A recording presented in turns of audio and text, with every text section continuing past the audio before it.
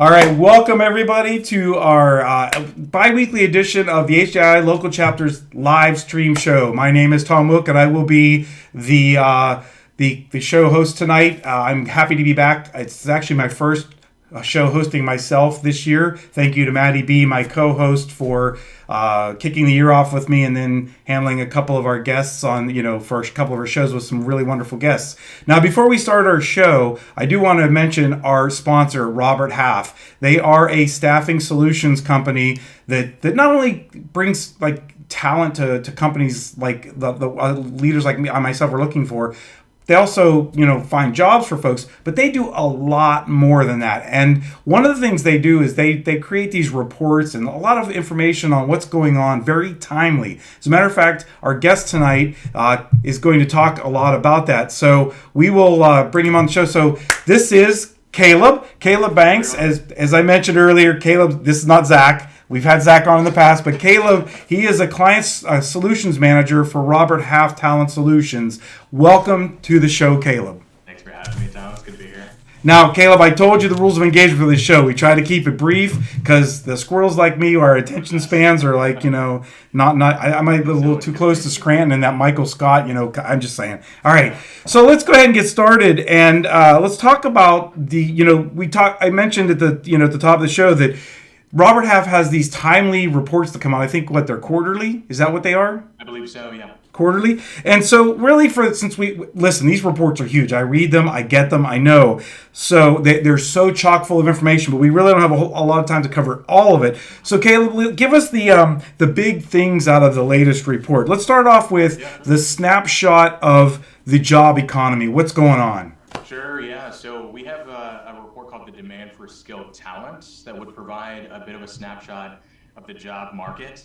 I'd say by and large, the job market is stronger than we've ever seen it in recent history. And there's a few ways that our firm even operationalizes that and defines health and strength in the job market. So we use variables like job openings, unemployment rate, and quit rate. So I'll talk about that briefly. So in terms of job openings, that really means net new positions in the market, right? So not backfills for vacated positions, but actually net new positions. And more job openings means that organizations are actually hiring and growing.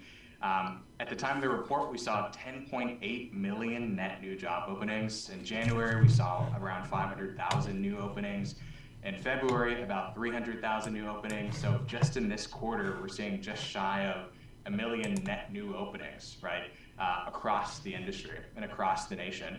And the job opening to job seeker ratio is about 2 to 1. So there's way more jobs available than job seekers. So that is one metric of growth. Another is unemployment rate, right? So we're at about 3.6%. Historical lows are about 3.5, 3.4 in the last 50 years. So we're basically at the historical lows for the last half century, which in other words means most people are employed. And then for quit rate, we see about 3.9 million quits, which is about a 2.5% quit rate. Typically, the way that we define that or even make sense of that means that if a candidate or a job seeker or someone that's employed is willing to quit voluntarily, that either means that they are in a financial position to do so or they have confidence they'll find another job. So we're at historical lows in terms of unemployment. So most people are employed. Those who are employed are feeling confident they can find another job, and there are more jobs available than people seeking them. So with those metrics in mind, again, we're in the strongest job market. That is crazy, Caleb, because I know it's funny. I think about I know when I hire talent, I get people. I tend to hire a lot of entry level, like new folks if I can, right? Mm-hmm. And I see that it has a negative impact on the local restaurants and the local businesses because everybody's going to get these IT jobs, and so have to wait longer in a restaurant. But no, it's great. And you did talk about that quit rate, which when you and I talked about in the pre-show, I had not quite heard of it called that, but I do know what I know what you're talking about. So here's the thing, you're talking about how great the economy's, how great the market's doing, and there's more jobs than people. But wait a minute now, Caleb. Okay. Don't BS me now. I heard, not too long ago that these big tech firms were laying people off, right? Especially out in your area, neck of the woods. So come on, that's got to be having a huge impact on the market, right? Yeah, I appreciate you bringing it up, and it's an elephant in the room for sure. So I have a few comments to that. So first and foremost, I think it's worth kind of underscoring. I have a bunch of sympathy and empathy for folks that are impacted by those layoffs. Whether it's one person or 10 or 100 or what we've seen recently, thousands or tens of thousands. That's a heartbreaking, tragedy for folks to experience. Right, their livelihood is connected to their finances and their job security. So definitely a substantial loss in the market. Another reality exists as well, though. So these tech firms, they're ubiquitous in our culture, right? They're quite literally in most of our households, and so they're in our faces, and how they move and shake the market is often on our radar, and they have large PR teams that puts them in headlines when they make any decision. There's also reality that they represent a significant portion of the global market share in the tech industry, right? But an additional reality is that they don't represent the largest quantity of actual tech companies and tech jobs by consequence in the tech industry. So when we talk about some of those metrics I already mentioned, like 10 million job openings, net low unemployment rate, those are driven by small and medium-sized businesses rather than these tech enterprise multinational organizations. So when we define the health of the market, that's mostly defined by small and medium-sized businesses. And I think that's often overlooked when we talk about the tech industry overall. I think it's also worth saying a couple more things that are wins, I think. One, for the candidates that are being laid off, we did a study recently, and we found that 80% of those candidates or job seekers or people that have been laid off are finding new employment in the next 30 to 90 days. Nice. So that's a win. Here's a few other wins. So the tech companies, the tech organizations that are laying organizations or candidates off, a little history there. So those folks aggressively hired, right, during the pandemic because they made a different assessment of where their business might be in the next couple of years. And we know that the economy's changed, and I'm not an economist, so I won't speak deeply about how it's changed, but those tech firms are course correcting and recalculating and reprioritizing where to take their business, and that has growing pains and consequences of layoffs. But ultimately, it's a good thing that they're prioritizing their business, right, and making those new investments. The other thing that's happening in the tech industry is those small, medium-sized businesses are also becoming lean economically, investing in certain areas of their business to keep them competitive, moving it into an uncertain economic environment. And again, 2-to-1 ratio of job openings to job seekers, they're looking for qualified talent. And now there's a little bit more very qualified, very talented people that can sit in those seats and accelerate the growth of those small businesses. And that's a big deal. So that's a win for small businesses. Yeah. It is a win for those tech firms, and it is a win for those qualified candidates. And I think last thing I'll say, so in our demand for skilled talent report, we actually asked candidates directly about what they worry about. Are they worried about their job security? Yeah. So I wanted to ask you that, right, Caleb? Because if I heard you correctly, you said that it's still kind of like a candidates market or an employees market. And so that tells me, like any supply and demand thing, that I've got to, if I'm hiring folks, I've got to listen to what they want, right? So what are they thinking about? What's on their brain about employers or potential places to work? Yeah, great question. So candidates are asking for a few things, right? We've noticed that candidates, by and large, aren't really worried about their actual job security. About 40% of folks say that they are, which means 60% are not. It's really 80% of folks that are worried about the economy and things outside of their job, that they're worried about sort of macroeconomic events independent of their job. And because of digital transformation investments and allowing folks to work flexibly, it's allowed individuals to have sort of feel secure in their job independent of what's happening outside of their job, because they can work wherever they need to at any time and still keep work quality going. And because that's been an essential variable in the last maybe year and a half, it's also one of the biggest asks that we hear from candidates is to have that flexible work offering, right? And so when we engage... So wait a minute. Back up.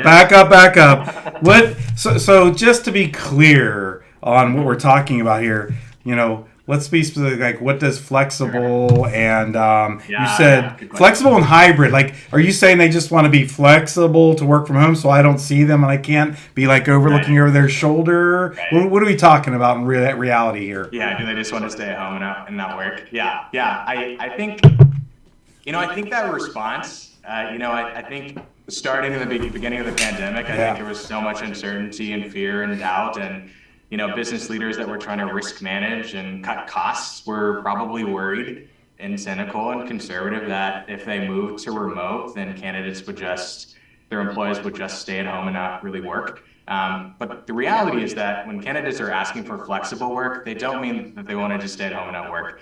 It really just means they want windowed work, actually, which is probably a good key term for I folks that are like listening that. to keep in mind when we think about flexible work. So, Yeah, windowed work or partitioned work. And so, a simple example of that, it's not necessarily how often of the ratio of in office versus at home. It's more what can they do while they are moving business forward and keeping their work quality up? How can they interweave their personal essential life with their professional life? And so that might take the form of maybe an hour. They found out that their kid fell at recess, and now we need to have a last minute telehealth consultation with the physician in the middle of the day. That's an essential thing that needs to be done. Rather than having employees stack and batch their personal needs at the end on the weekend, which would otherwise be available for them to have free time and to build their life or whatever they're prioritizing. So interweaving the two is really the big ask. And so yeah. we're calling that, yeah, And if we and listen, if we all did that, then with the doctors and all those people would be busy. We'd never get in if it's just weekends. And I like how you say that because sure. Right. listen, we all know reality in IT is when I just heard my phone ding, when my company phone dings at 8 o'clock at night, I got to get on and do something. So why shouldn't they be as accommodating? I like that. One of the terms I heard years ago was how we overuse words and phrases and as people. One of them that I heard people got tired of hearing work-life balance, and I heard work-life integration, right? Yes, Because yes, life happens yes. during work and work happens during life. Exactly. Now, here's another thing that I wanted to ask you. You said, Caleb, I think you said hybrid. Like, I'm finding that a lot of people don't want to work remote 100% of the time. Now, Right. and I'm not saying they want to work in the office 100% of the time either. So Yeah. tell us a little bit about that hybrid It's business, interesting, right? yeah. So I think in the beginning of the pandemic, remote really was the main ask of candidates and the main offering of organizations when it came to shifting how they're offering benefits to employees. But intuitively, in the last maybe 18 months, and especially in the last year, the bigger ask of candidates is for hybrid options rather than remote options. And hybrid often is, in some sense, being used synonymously with flexible work, Yeah. right? And so, on top of the trends that we're seeing, so we're talking about flexible work when it comes to flexible schedule. Another trend we're seeing, and this is on the organizational side, so we might get to this point, is flexibly placed talent. So if we have a little bit of time, I want Yeah, to maybe yeah. So, but I like how you bring that up because, like, I know we have folks that in our field that they work in, say, the field, or they travel to different sites, and so maybe being hybrid is not like Mondays, Tuesdays, and Wednesdays. Right. It could be like, listen, I got to drop my kids off at school. How about if I work from home until X o'clock, Yeah. 8:30, drop them Yeah. off, and then I come into the office for a few hours, and then I leave, pick them up, and so that's a great thought about, like, I mean, it's good for people to hear that from you, that that your company is hearing from clients. It comes down to not really the specifics. It's more, our organization's willing to be conversational with their employees and indicate an investment and a willingness to invest in employees to help them be flexible. So whether it takes, if it's a certain ratio of in office, out of office, whatever it is, are they willing to provide some sort of accommodations and adaptability to meet people where they're at effectively? That's true. So let's talk about that. So listen, I'm a hiring manager. I hear you, and I could do some of that. But what about me? What about my organization? What are companies looking for out of candidates, or what is the, like, what is it? What is our interest? Tell us a little bit about that. You mentioned we were going to go into that. So there's one trend that we're seeing with organizations recently, and it's a shift of how they're leveraging and investing in employees. So this might speak to your question. So something that we've noticed, so 72% of organizations we've spoken with recently are investing in contract talent and temporary project-based talent, or flexibly placed talent is another way that you can describe it. And I think zooming out a little bit as to the why. So again, I'm not an economist, but we all know that the economy and things around us are uncertain, right? So whether that be impending recession, interest rates, federal regulation, potential banking collapse, international war, these things are beyond our control. And we see that organizations we've worked with are not trying to misstep and are learning from some of the woes of the pandemic and otherwise. And so they're trying to invest in key priorities in their business and keep themselves lean economically. And we know that one of the major costs for an organization is their payroll, right? And so some organizations have been pretty reluctant to increase their headcount permanently over and over, especially as they try to remain competitive and lean going into an uncertain economic environment. So instead of having new investments of net new headcount that's permanent, they still want to get work done. They still want to prioritize in key initiatives. And one of the ways that they do that, instead of having someone sit in a seat for 3 years, 5 years, 10 years, they just have a senior person come in 3, 6 months, a year, and move forward a priority initiative across the finish line, or maybe 95% of the time, and then 95% of the way, and then incumbent staff that are trained up can sort of maintain that initiative across the finish line. So that's probably the biggest trend we're seeing in organizations is moving in senior folks, having them transition out once a priority is done, so work can still stay moving, but they don't have to increase their fixed costs sort of durably. So that's probably one big change we're seeing. I have probably 100 questions about that, but we don't have that kind of time. So listen, before we transition, we are getting close to the end of the show, Caleb. So before we let you go and continue on with your day, because you're over there on that other coast where it ain't quitting time yet for you, right? So what tidbit or what haven't you told us that you might want to leave us with before we end the show today? So there's so many things I want to say. But okay, so there's two things. So I just brought up the idea of priority initiatives. I think for folks, especially anyone that might be on the call that's an employer or is in an organization that has a substantial tech base, let's say, some of the priority initiatives we're seeing, folks might be interested to hear about that. So software upgrades, trying to be modernized, right? And the full tech stack. So from front end to back end. When we think of backend, we think of, where is the data sitting, the servers, is it on-prem, off-prem, in the cloud? And then as the data sort of moves away from the server, how is it, or as it sits in the server, how is it secure? How is it compliant? And then when it moves through the ETL process to sort of front end and user, what part of that is automated? And how are we moving away from sort of manual process? And so as you can imagine, if those are the key priority initiatives, those are also the main in-demand skills, right? So we're seeing an increase in demand for titles that match those priority initiatives. So, servers, information system analyst, security analyst, et cetera. So if you're feeling a crunch to find those folks that are under 2%, under 1% unemployment rate, you're not alone. And, which is maybe a good transition for me to say too, we're here to help. We're a major staffing firm, right? Global staffing firm, 450 offices or so across the world, substantial team here in California, myself included. And so we are happy to partner with you and help in any way we can, whether you're an organization that needs some solutions or partnership, or someone that is seeking a job, or really any way that you identify. We're happy to have a conversation with you all to be a partner and to be some support for you.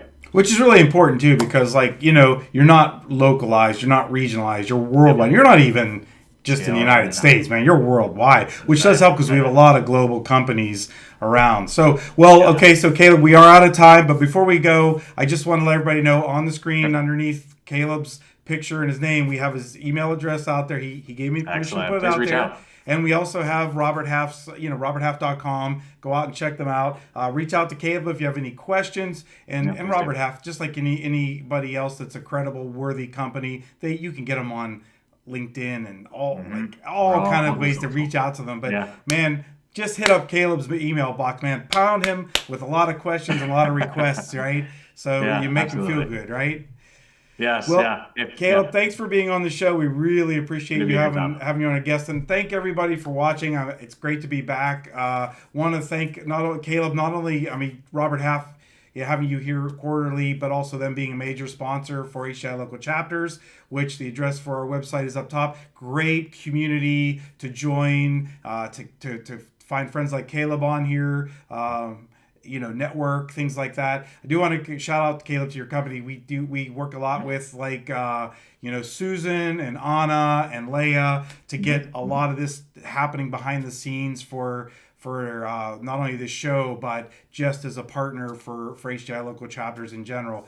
And also a huge shout out to my team that's behind the screen here that does a lot of things, like Terri, who's been monitoring our chat and making sure things happen, keeps me in line. Let me tell you, Maddie B, which is my co-host. We've got Rae-Ann, we've got Amanda, we've got a lot of people. It's a great, wonderful team. Down below here is how you can find us on Twitch, on YouTube, on LinkedIn. Man, just reach out to the community, join. It's an awesome group. Caleb, thank you for your time. Thank you, Tom. And looking forward to having you back, though. You got to come back in next quarter. All right. Sounds Talk good. to you. All right. Thank you.